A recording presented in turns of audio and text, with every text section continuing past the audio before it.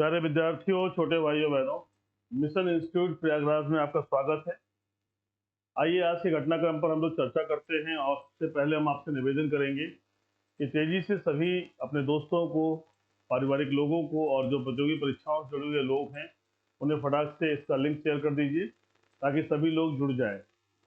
आज की घटनाक्रम में हम लोग ऐतिहासिक घटनाक्रम को भी देखेंगे और साथ ही साथ आज क्या हुआ है इन बातों को भी देखेंगे ताकि परीक्षा की दृष्टि से कोई भी प्रश्न हमारा छूटने न पाए। पहले विद्यार्थियों, प्रतिदिन आपके साथ में एक करंट अफेयर की पूरी घटनाक्रम को लेकर आता हूँ, ऐतिहासिक घटनाओं को लेकर के आता हूँ और 10 महत्वपूर्ण प्रश्न लेकर आता हूँ जो सभी प्रतियोगी परीक्षाओं के लिए इंपॉर्टेंट है। चाहे जिस लेवल की परीक्षा में आप बैठेंगे, ऐसी बातें और ऐसे क्वेश्चन आपको दिखाई पड़ेंगे। आइए पहले ऐतिहासिक घटनाक्रम की तरफ चलते हैं। क्या हुआ है?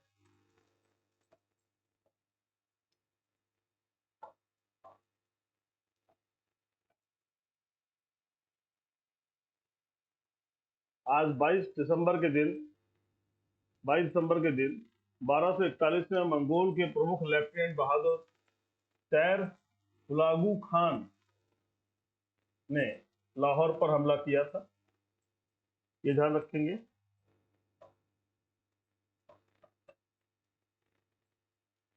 दूसरी महत्वपूर्ण खबर क्या है इतिहास के दृष्टिकोण से? 2006 में आज ही के दिन भारत और पाकिस्तान ने स्थानीय निकाय के क्षेत्रों में आपसी सहयोग के लिए एक संयुक्त कार्यदल का गठन किया। भारत और पाकिस्तान ने आपसी सहयोग के लिए एक संयुक्त कार्यदल का गठन किया था।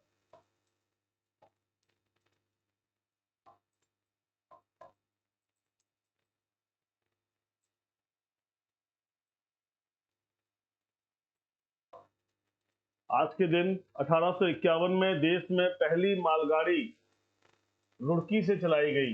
मालगाड़ी रुड़की से चलाई गई। ये देखिए,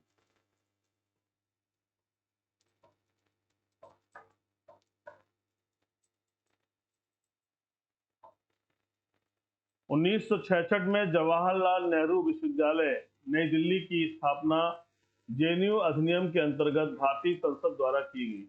देखिए, जेएनयू एक प्रतिष्ठित संस्थान, लेकिन यहाँ पर आए दिन कुछ घटनाक्रम ऐसे होते हैं जो राष्ट्र विरोधी प्रतीत होते हैं। कुछ लोग हैं जो यहाँ पर इस तरह की वार्तालाप करते हैं जिससे आतंकवादी और देश विरोधी ताकतों को मौका मिलता है। वैसे बहुत सारे लोग हैं जिनके नाम आप जानते हैं।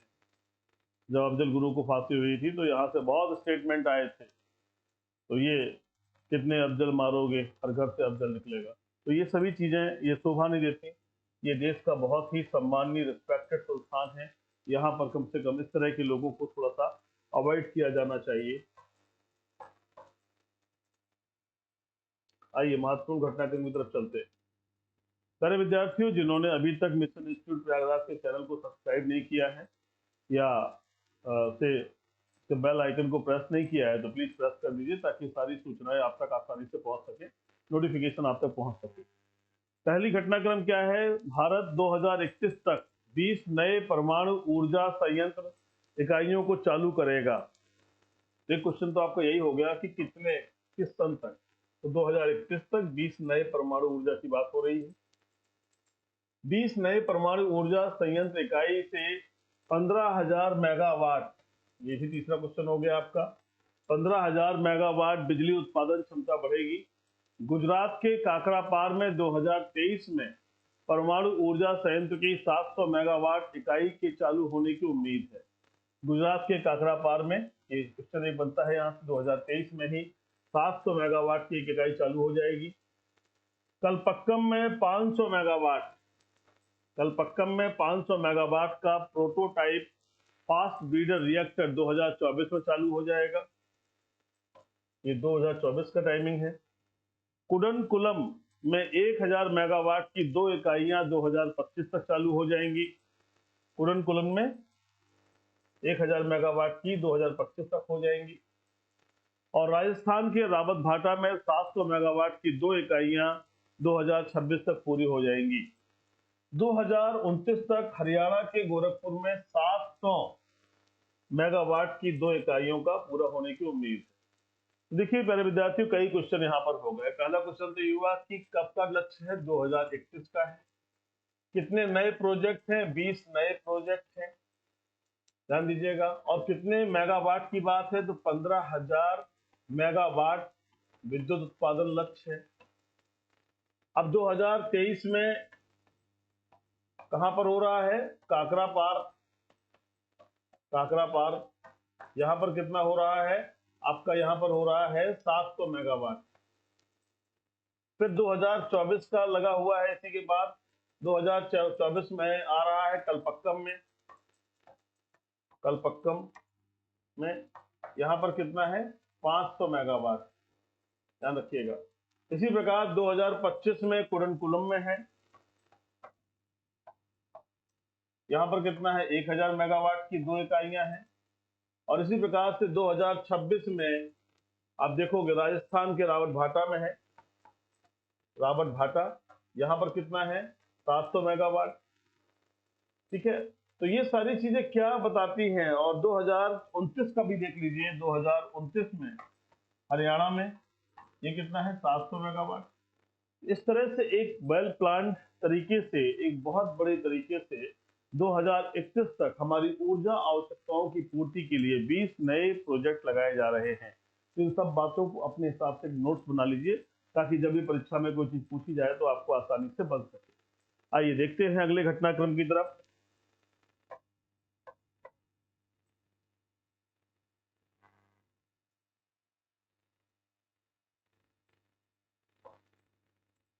एम्स दिल्ली को तंबाकू मुक्त क्षेत्र घोषित किया गया है। बहुत अच्छी खबर है ये। अभी आपने देखा था कि न्यूजीलैंड ने अपने यहां से तंबाकू के प्रयोग पर रोक लगाई। भारत में एम्स दिल्ली जो हमारा आयुर्वेदिक संस्थान है, देश का बहुत बड़ा संस्थान है, जहां पर जो है सारी चीजें चल रही हैं, देश का सर्वश्रेष्ठ संस्थान माना जाता है स्वास्थ्य के संदर्भ में, अखिल भारतीय आयुर्विज्ञान संस्थान। तो इसे तंबाकू मुक्त घोषित क्षेत्र घोषित कर दिया गया है। एम्स दिल्ली परिसर में तंबाकू थूकते या धूम्रपान करते पाए गए लोगों पर 200 रुपया का जुर्माना लगाया जाएगा, 200 रुपीज। कोई भी संविदा कर्मचारी या सुरक्षा कर्मी जो अखिल भारतीय आयुर्विज्ञान संस्थान दिल्ली में सिगरेट या बीड़ी या तंबाकू उत्पाद चबाता हुआ पाया जाता है, अब ये तो चबाएगा नहीं सिगरेट, इसको पिएगा, बीड़ी पिएगा और तंबाकू चबाता हुआ पाया जाता है, तो उसका रोजगार तुरंत समाप्त कर दिया जाएगा, तुरंत सेवा समाप्त हो जाएगी।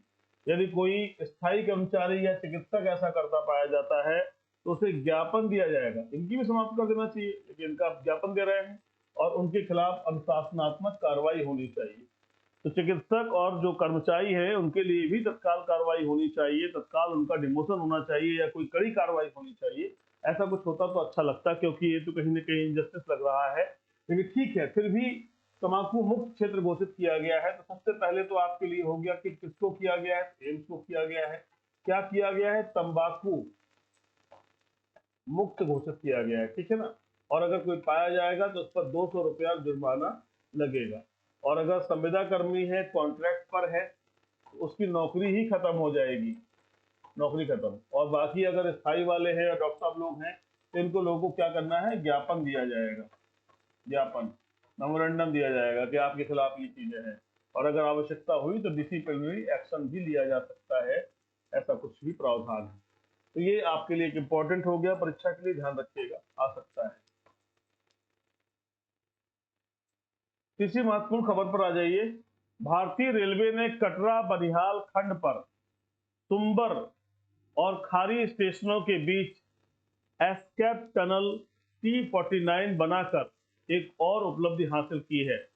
एस्केप टनल 12.89 किलोमीटर लंबी है। इसका निर्माण जम्मू कश्मीर में 111 किलोमीटर निर्माणाधीन बनिहाल कटरा रेलवे लाइन पर किया गया है। सबसे लंबी निकास सुरंग ऊधमपुर श्रीनगर बारामूला रेलवे लाइन परियोजना का हिस्सा है। तो ध्यान रखिएगा, ये क्या हुआ है, कहा जा रहा है कटरा बनिहाल खंड में सुंबर और खारी स्टेशन, सुंबर और खारी स्टेशनों के बीच में एक क्या हुआ है, escape tunnel T49, escape tunnel T49 बनाई गई है। और ये क्या है, 12.89 किलोमीटर लंबी है, टनल है ये, ध्यान दीजिए, सुरंग है। और ये जम्मू कश्मीर में 111 किलोमीटर निर्माणाधीन बनिहाल कटरा रेलवे लाइन पर किया गया है। तो आपको बेसिक बातें याद रखनी है कि एक एस्कैप टनल T49 याद रखिएगा, एस्कैप टनल सुरंग T49 बनी है, जो कितनी है 12.89 किलोमीटर, इसको याद रखिएगा।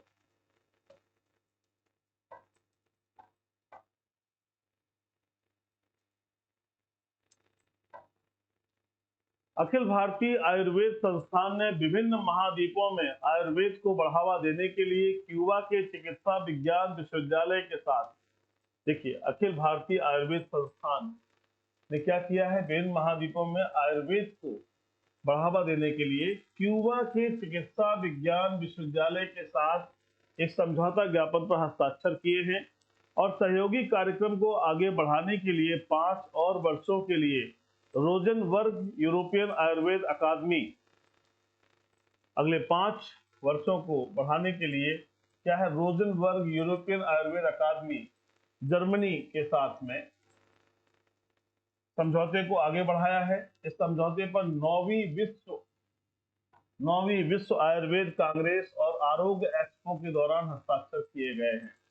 तो ये अखिल भारतीय आयुर्वेद संस्थान ने क्या किया है, क्यूबा के साथ और जर्मनी के साथ में एक समझौता किया है और उसका उद्देश्य क्या है, हमारे यहाँ आयुर्वेद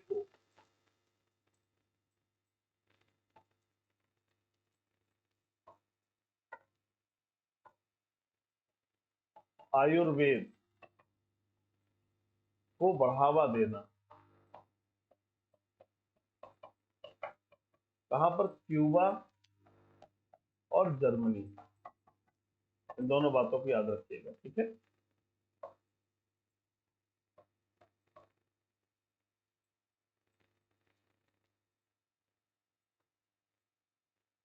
प्रधानमंत्री विरासत का संवर्धन योजना प्रधानमंत्री कौशल काम कार्यक्रम का नया नाम होगा, ध्यान दीजिएगा, प्रधानमंत्री विरासत का संवर्धन योजना will be the new name of प्रधानमंत्री कौशल को काम प्रोग्राम। तो ये ध्यान रखिएगा, नया नाम होगा।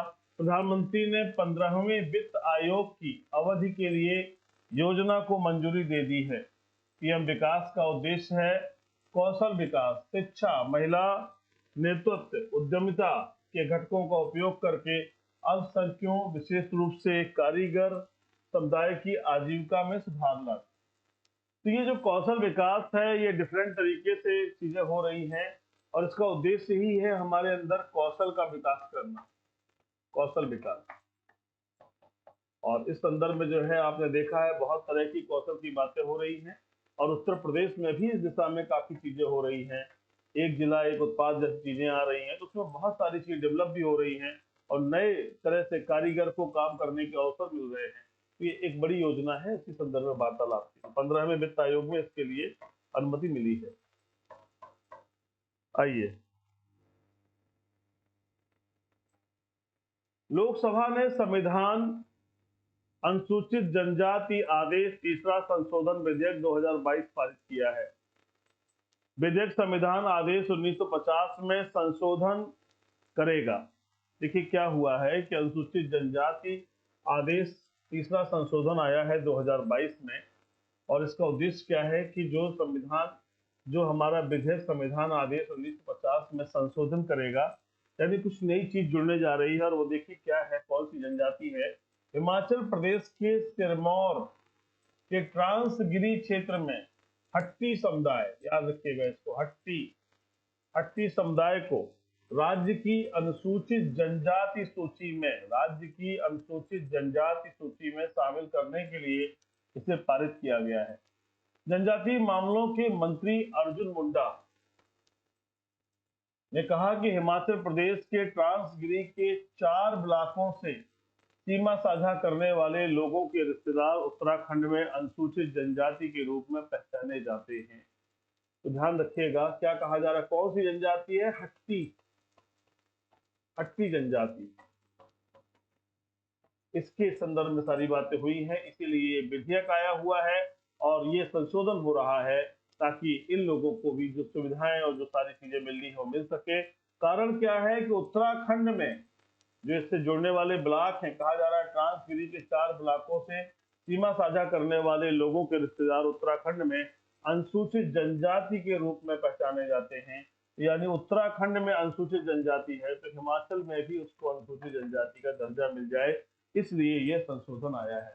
तो क्लियर हो रहा है मेरे भाई, क्वेश्चन बन सकता है कि जनजाति को हिमाचल प्रदेश में रखा गया, कौन सा चीज हुई है, तो आप दिमाग में रखिएगा हट्टी समुदाय के लोगों को। आइए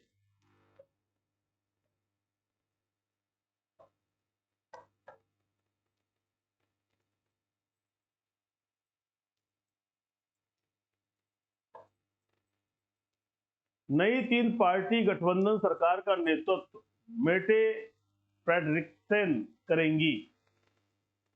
नए गठबंधन में सोशल डेमोक्रेट, लिबरल और मॉडरेट शामिल होंगे। चुनाव के बाद नए गठबंधन दलों के पास 179 सीटों वाली संसद में संयुक्त रूप से 89 सीटें हैं। तो देखिए ये एक नई कोलिशन गवर्नमेंट की बात हो रही है और गवर्नमेंट का नेतृत्व कौन कर रहा है? मेटे, ये नाम याद रखिएगा, क्वेश्चन भी आपको मिलेगा इस पर। मेटे फ्रेडरिक्सन, नाम याद रखिएगा, क्या नाम है? मेटे फ्रेडरिक्सन, ये नेतृत्व कर रही हैं। और क्या है, ये कोलिशन गवर्नमेंट है, इसमें सोशल डेमोक्रेट पार्टी भी शामिल है, इसमें लिबरल भी शामिल है और मॉडरेट भी शामिल है। तो ध्यान रखिएगा 179 सीटों वाली संसद में 89 सीटें हैं, ये ध्यान रखना है। तो एक क्वेश्चन आपको इससे आज मिलने जा रहा है।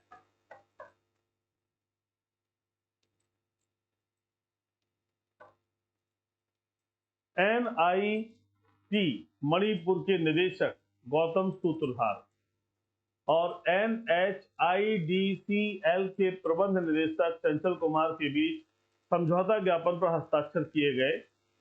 NHIDCL ने पहले IIT बॉम्बे और IIT गुवाहाटी के साथ समझौता ज्ञापनों पर हस्ताक्षर किए थे। NHIDCL चरम जलवायु परिस्थितियों में राजमार्गों के निर्माण में आने वाली चुनौतियों का समाधान खोजने के लिए तकनीकों की तलाश और संवर्धन कर रहा है। तो ये ध्यान रखिएगा, ये किस उद्देश्य के लिए कार्य करते हैं? राजमार्गों के निर्माण में कार्य करते हैं। तो ये एक प्रौद्योगिकी के संदर्भ में और कैसे और अच्छा हो सकता है, समझौते पे हस्ताक्षर हुए हैं, ज्ञापन हुए हैं। ठीक है, इन बातों को ध्यान रखना, सुनना जरूरी है, लेकिन बहुत ज्यादा इस पर परेशान नहीं होना जब तक कोई और बड़ी चीज ना आ जाए इस संदर्भ में, क्योंकि प्रतिदिन का घटनाक्रम होता है, इसलिए हम आपके सामने इस बात को ले आते हैं, क्योंकि अगली बात जब आएगी तो ये कनेक्ट होने लग जाएगी और तब आप बेहतर समझ में आएगा। भारत को फ्रांस के सभी 26 राफेल विमान प्राप्त हुए हैं। अब देखिए अच्छा प्रश्न आ गया, भारत को फ्रांस से सभी 26 राफेल विमान प्राप्त हुए हैं। भारत और फ्रांस ने लगभग 60,000 करोड़ रुपए की लागत से 36 राफेल लड़ाकू जेट प्रदान करने के लिए 2016 में एक अंतर सरकारी समझौते पर हस्ताक्षर किए थे। राफेल विमान का पहला जत्था 29 जुलाई 2020 को पहुंचा था। तो पहला जत्था हमारे पास कब आया था? 29 जुलाई 2020 को आया।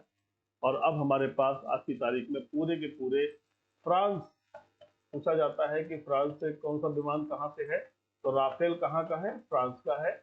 और कितने हम लोगों को प्राप्त हुए? 36 प्राप्त हुए हैं। कितना बड़ा सौदा हुआ है? 60,000 करोड़ का ये एक सौदा हुआ है, 60,000 करोड़ का, ध्यान रखिएगा। और ये समझौता कब हुआ था हमारे बीच में? 2016 में हुआ था। और 2020 में हमको पहली खेप प्राप्त हुई थी। तो ये सब बेसिक बातों को याद रखिएगा। अब ये परीक्षा के लिए आपका इंपॉर्टेंट हो गया।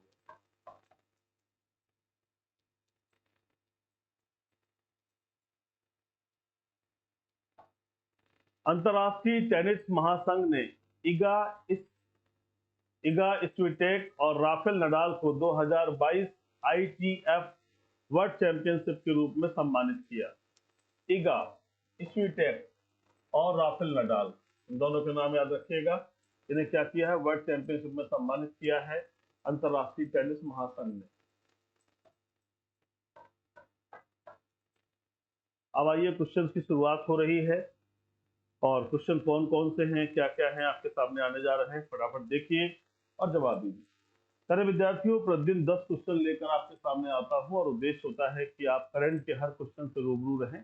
आने वाले समय में कुछ और चीजें इसके साथ जुड़ेंगी और घटनाक्रम को और आगे ले जाया जाएगा ताकि आपको बेहतर से बेहतर किया जा सके। फटाफट जवाब दीजिएगा। प्रश्न बनता है तो, नहीं बनता है तो प्रयास करिए। जो कोशिश करने वालों की कभी हार नहीं होती, तो कोशिश करिए, देखते हैं और अच्छा हो सकता है। पहला क्वेश्चन है, राष्ट्रीय गणित दिवस प्रतिवर्ष कब मनाया जाता है? National mathematics day celebrated every year. 21 दिसंबर, 22 दिसंबर, 23 दिसंबर और 24 दिसंबर। फटाफट जवाब दीजिए।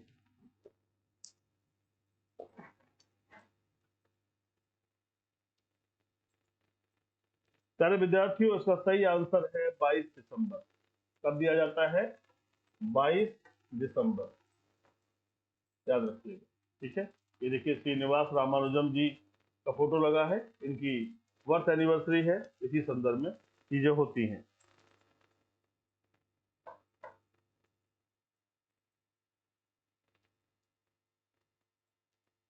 गणित के जादूगर श्रीनिवास रामानुजन को विशाल योगदान के लिए सम्मान पूर्वक इनकी जयंती के अवसर पर राष्ट्रीय गणित दिवस मनाया जाता है।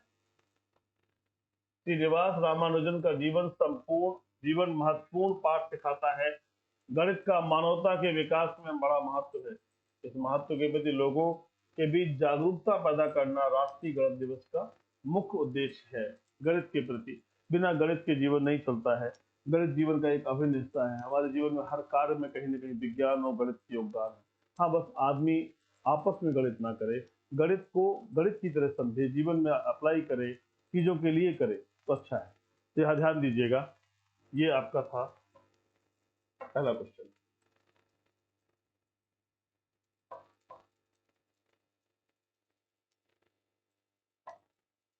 इंग्लैंड के सबसे युवा टेस्ट क्रिकेटर कौन बने?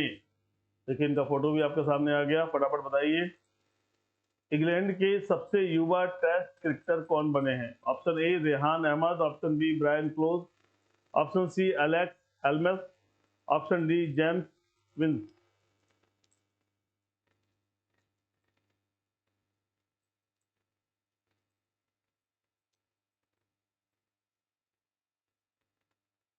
सारे विद्यार्थियों, इसका आंसर है रेहान अहमद।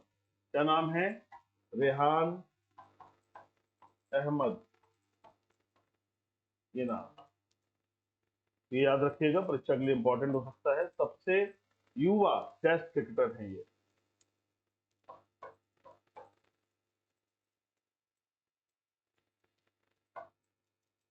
इंग्लैंड ने पाकिस्तान के खिलाफ 3 टेस्ट मैचों की सीरीज के लिए आखिरी मुकाबले के लिए अपनी प्लेइंग 11 का 11 को कर दिया।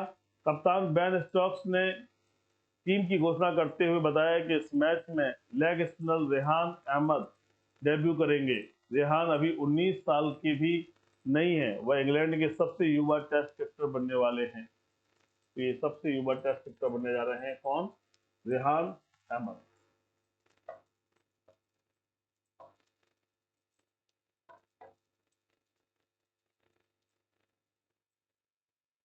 बहुत अच्छा प्रश्न आ गया आपके पास। हाल ही में 2032 ओलंपिक आयोजन समिति के रूप में किसे नियुक्त किया गया है?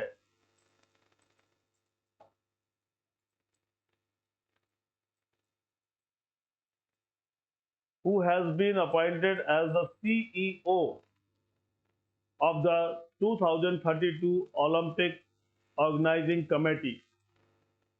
CEO, यह है CEO के रूप में किसे नियुक्त किया गया है? Option A doctor PC Rath, option B Cindy Hook, option C sir Jeremy absconded, option D none of these.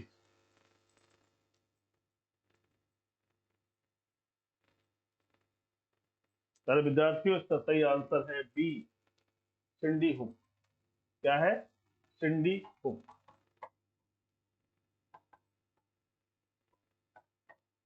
नाम याद रखिए।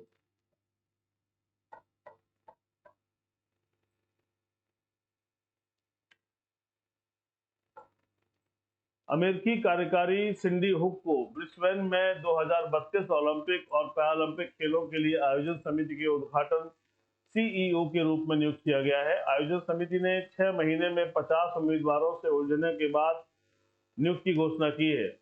हुक सिंगापुर में डेलाइट एशिया पैसिफिक की सीईओ के रूप में जून तक कार्यरत है। उन्होंने पहले यूएस और ऑस्ट्रेलिया पेशेवर सेवा नेटवर्क के लिए काम किया है। तो याद रखिएगा, इनका नाम क्या है, सिंडी हुक को ब्रिस्बेन में 2032 के ओलंपिक के लिए और ओलंपिक और पैरालंपिक खेलों के लिए आयोजन समिति के उद्घाटन सीईओ के रूप में नियुक्त किया है। याद रखिएगा, इनका नाम अमेरिका की कार्यकारी।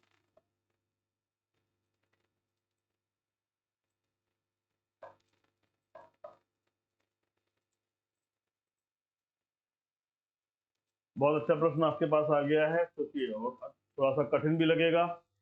हाल ही में अटल इनोवेशन मिशन नीति, देखिए हर जगह मिशन रहता है।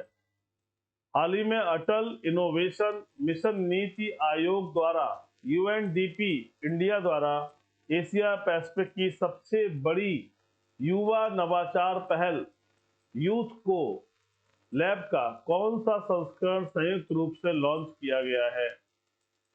Atal innovation mission. Option A third, option B fourth, option C fifth, option D sixth.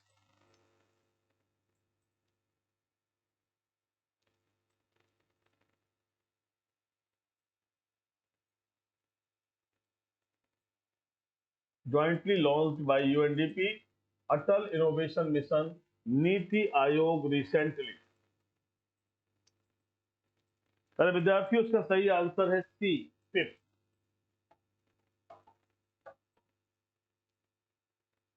ध्यान रखिएगा, क्योंकि सभी परीक्षाओं को टारगेट करके हैं तो हर तरह के प्रश्न आपके सामने आ जाते हैं। तो हो सकता है आपको लगता हो कि ये क्या है, बड़ा कठिन है। थोड़ा डिटेल में पढ़ने के लिए हम लोगों को और चर्चाएं करनी होंगी, और उस पर हमारी एक स्पेशल क्लास का प्रोग्राम हम बना रहे हैं। इसमें आपको सारी बातें समझ में आएंगी, जिनमें बहुत सारी बेसिक कॉन्सेप्ट को लेकर भी हम लोग कार्य करेंगे। आइए, अटल इनोवेशन मिशन नीति आयोग और यूएनडीपी इंडिया द्वारा एशिया पैसिफिक की सबसे बड़ी युवा नवाचार पहल यूथ को लैब का 5वां संस्करण संयुक्त रूप से लॉन्च किया गया। इस संस्करण के लिए एप्लीकेशन चिंतन वैष्णव, मिशन निदेशक AIM, नीति आयोग और डेनिस करी, उपनिवासी प्रतिनिधि, यूएनडीपी इंडिया द्वारा लॉन्च किए गए। तो ध्यान रखिएगा, ये कौन सा संस्करण है, ये आप याद कर लीजिए। ये है आपका 5वां, और क्या है, युवा नवाचार पहल यूथ को लैब।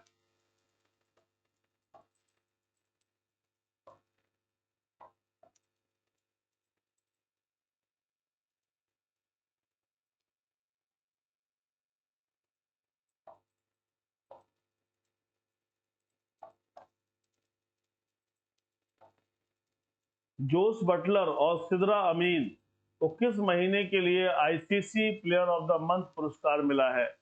अभी लेटेस्ट है, चर्चा में है, फटाफट बताइए।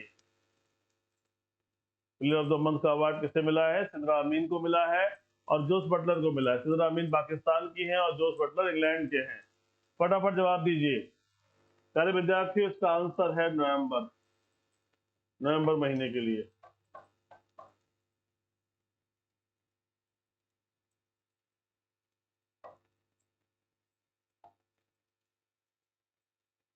इंग्लैंड के T20 विश्व कप विजेता कप्तान जोस बटलर को नवंबर में उनके शानदार प्रदर्शन के बाद पहली बार ICC men's player of the month चुना गया। पाकिस्तान की सिद्रा अमीन महिला खिलाड़ी ऑफ द मंथ अवार्ड की देश की लगातार दूसरी विजेता बनी। उन्होंने आयरलैंड पर एक दिवसीय श्रृंखला जीत में प्रभावशाली प्रदर्शन किया। तो ये दोनों नाम क्वेश्चन आपके सामने आ चुके हैं, इसे ध्यान देना है। कौन सा महीना है? नवंबर है।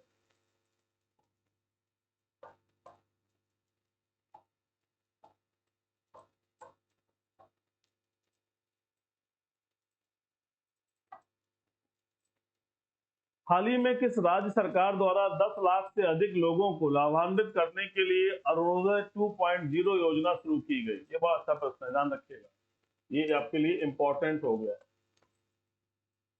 किस राज्य ने अरुणोदय योजना शुरू की है? अरुणोदय 2.0 योजना 10 लाख से अधिक लोगों के लाभ के लिए। Option A Uttarakhand, option B Arunachal Pradesh, option C Assam, option D Andhra Pradesh. अगर आप नक्शा देख लेंगे तो आप जान ही जाओगे क्या है, और चीजें भी लिखी हुई हैं आपके सामने।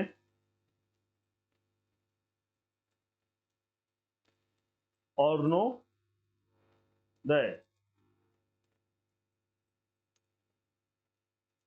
चलो विद्यार्थियों, इसका सही आंसर है असम। ये देखिए नक्शा भी आपके सामने, पूरा असम का नक्शा है ना, ऐसे ऐसे करके, ये देखिए।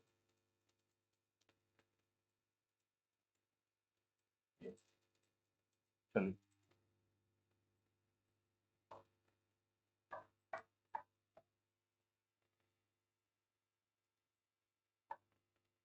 असम के मुख्यमंत्री हेमंत बिस्वा शर्मा ने राज्य सरकार की प्रमुख योजना अरुणोदय के दूसरे संस्करण का शुभारंभ किया। अरुणोदय के लिए प्रतिवर्ष 4,142 करोड़ रुपए का कुल वित्तीय परिव्यय इस देश की सबसे बड़ी डीबीटी योजनाओं में से एक बनाता है। इसका उद्देश्य आर्थिक रूप से कमजोर परिवारों को आर्थिक सुरक्षा प्रदान करना है।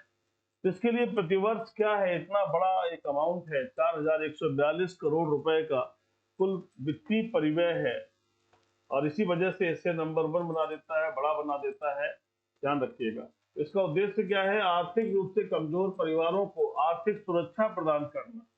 जो बहुत कमजोर परिवार है इकोनॉमिकली, जिनकी कंडीशन अच्छी नहीं है, उन्हें आर्थिक सुरक्षा प्रदान करना इसका उद्देश्य है।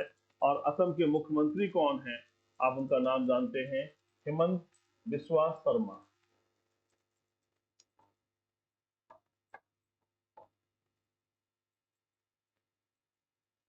क्वेश्चन नंबर 7 पर आ जाइए। 10 क्वेश्चन है, फटाफट जवाब देना है। वह कौन सी रणनीति है जिसमें अंतरराष्ट्रीय कंपनियां केवल चीन में निवेश न करके अपने व्यवसायों को अन्य स्थलों पर भी स्थापित करती हैं? कौन सी रणनीति है जिसमें अंतरराष्ट्रीय कंपनियां केवल चीन में ही नहीं चाहती हैं निवेश करना, वे ना करके अपने व्यवसायों को अन्य स्थलों पर भी स्थापित करती हैं? Option A South East Asia strategy, option B China plus one strategy, option C West Asia strategy, option D one China strategy.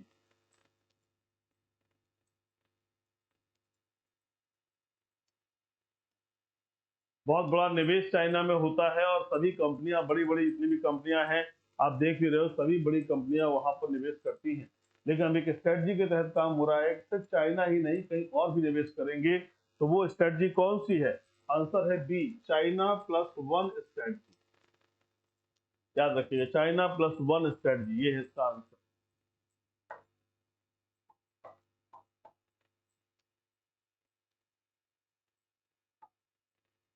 Google के मुख्य कार्यकारी अधिकारी सुंदर पिचाई जल्द ही भारत आएंगे। सुंदर पिचाई और भारत सरकार के बीच बातचीत का एक मुद्दा भारत में मोबाइल फोन की असेंबलिंग का है। मुद्दा क्या है? भारत में मोबाइल फोन की असेंबलिंग का है। यह बातचीत सही महत्वपूर्ण साबित होगी, क्योंकि भारत सरकार 3+1 रणनीति के तहत भारत में उत्पादन के लिए वैश्विक कंपनियों पर दबाव बना रही है। भारत सरकार क्या कर रही है? इस दिशा में कार्य कर रही है, और 3+1 रणनीति के तहत अन्य कंपनियों पर भी दबाव बन रहा है, ताकि वो हमारे भारत में भी निवेश करें। तो ध्यान रखिएगा इसको।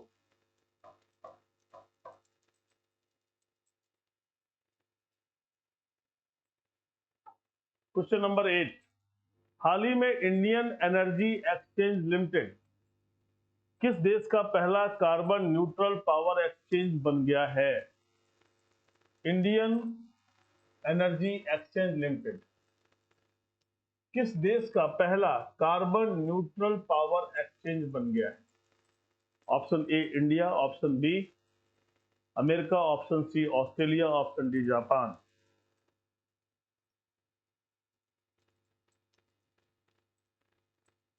सारे विद्यार्थी, तो सही आंसर है ऑप्शन ए इंडिया। ये भारत का ही बन गया है, आप कंफ्यूज ना हो चीजों को देखकर।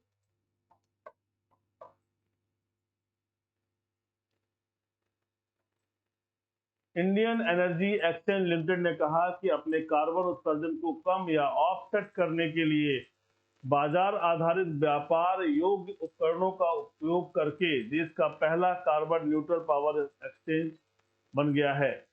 अपने कार्बन फुटप्रिंट को कम करने के लिए इंडियन एनर्जी एक्सचेंज लिमिटेड ने जलवायु परिवर्तन पर संयुक्त राष्ट्र फ्रेमवर्क कन्वेंशन के स्वच्छ विकास तंत्र के तहत पंजीकृत स्वच्छ परियोजनाओं से प्रमाणित उत्सर्जन कटौती को स्वेच्छा से रद्द कर दिया है। देखिए पूरा खेल क्या हो रहा है, कार्बन को न्यूट्रल करने की दिशा में कार्य हो रहा है। तो ये एक्सचेंज जो क्या कह रहा है, कार्बन न्यूट्रल पावर एक्सचेंज, यानी कार्बन को कितना कम से कम हम कर सकते हैं, कार्बन को न्यूट्रल करना, ये है। तो इस उद्देश्य में भारत में ये कार्य सफल हुआ है, ध्यान रखिएगा।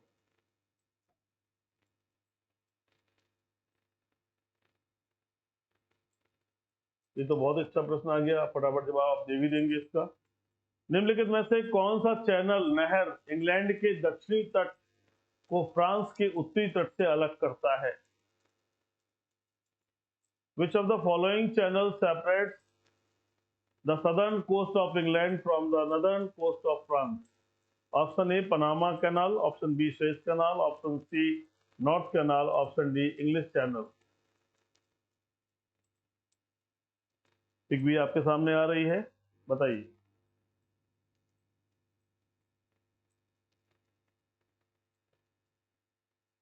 प्यारे विद्यार्थियों, उसका सही आंसर है डी इंग्लिश चैनल। अक्सर आप सुनते होंगे इंग्लिश चैनल से तैर करके पार किया गया है, तो वो इंग्लिश चैनल यही है।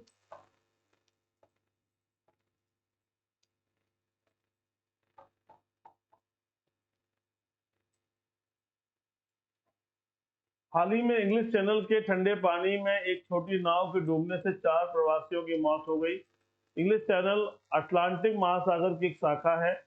यह इंग्लैंड के दक्षिणी तट को फ्रांस के उत्तरी तट से अलग करता है और उत्तरी सागर को अटलांटिक से जोड़ता है। तो ये इसका आंसर है, ध्यान रखिएगा, इंग्लिश चैनल।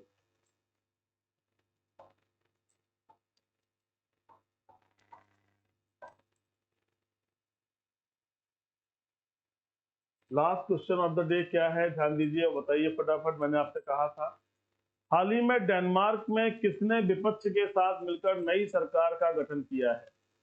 डेनमार्क में किसने विपक्ष के साथ मिलकर नई सरकार का गठन किया है? Option A Lars Lokke Rasmussen, option B Mette Frederiksen, option C Jakob Ellemann Jensen, option D Jacob Henry जूमा।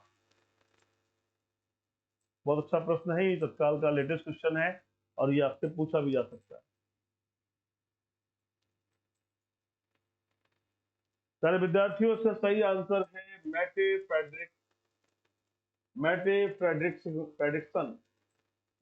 फ्रेडरिक्सन।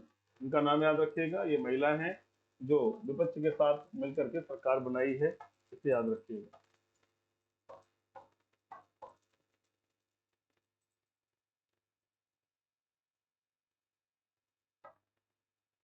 सोशल डेमोक्रेटिक लीडर मैटे फ्रेडरिक्सन एक बार फिर से डेनमार्क की प्रधानमंत्री बन गई।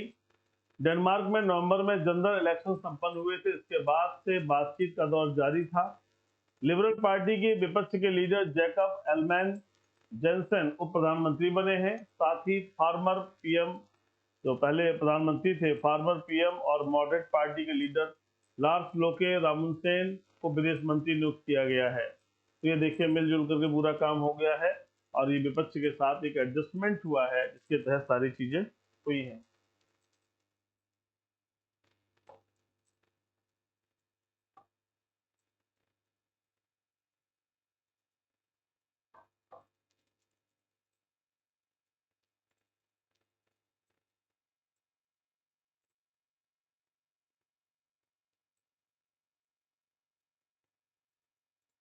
सारे विद्यार्थियों, ये रहे आपके 10 महत्वपूर्ण प्रश्न जिन पर चर्चा हुई है।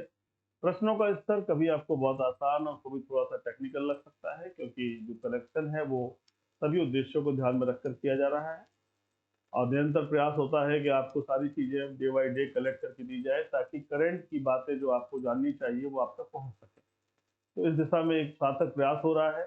ज़रूर जवाब दीजिए और कमेंट करके लिंक में लाइक करके हमें बताइए कि क्या चीज़ें हैं। अगर आपको हमारी बातें अच्छी लगती है तो ज़रूर उसका रिस्पॉन्स हमें दीजिए, क्योंकि उससे हमें पता चलता है कि हम जो कार्य कर रहे हैं वो आपको कितना लाभदायक प्रतीत हो रहा है।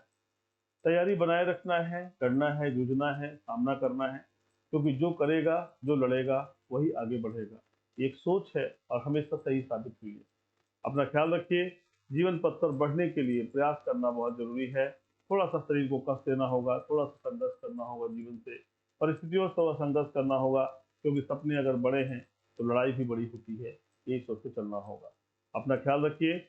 ईश्वर आप पर अपनी कृपा बनाए रखे, सद्बुद्धि आपको दे, ताकि जीवन पथ पे सही रास्ते पर चलते हुए अपने लक्ष्य को हासिल कर सकें। जय हिंद।